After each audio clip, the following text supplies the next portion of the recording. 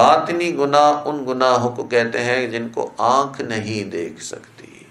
مثال کے طور پہ تکبر ایک باطنی گناہ ہے. تکبر کیا ہے کہ انسان اپنے آپ کو دوسروں سے بہتر سمجھے. اب چاہے اپنے مال کی وجہ سے بہتر سمجھے کہ جی میرے پاس زیادہ مال ہے، میں زیادہ آسائش سے ہوں. اگر اس سوچ کی وجہ سے اپنے آپ کو دوسروں سے بہتر سمجھتا ہے، یہ بھی تکبر. اگر اپنے علم کی وجہ سے کہ جی میں زیادہ تعلیم یافتہ ہوں، یہ بھی تکبر.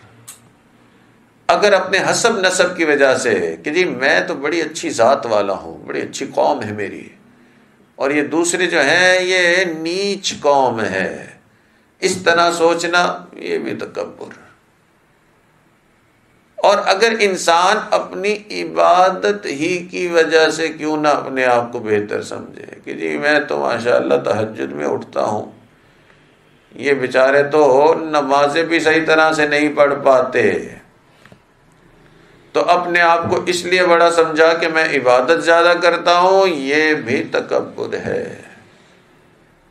تو اب یہ تکبر جو ہے یہ کوئی نظر آنے والی چیز تو نہیں ہے، یہ تو دل میں ایک جذبہ ہے، انسان اپنے آپ کو دوسروں سے بہتر سمجھ رہا ہے، اور کئی مرتبہ اپنے آپ کو سمجھ رہا ہوتا ہے مگر ریئلائز نہیں کرتا ہے. تو اپنے آپ کو دوسروں سے بہتر سمجھنا یہ تکبر، یہ باطنی گناہ ہے. اب یہ نظر آنے والی چیز نہیں ہے، دل کے اندر چھپا ہوا جذبہ ہے، مگر گناہ بہت بڑا ہے.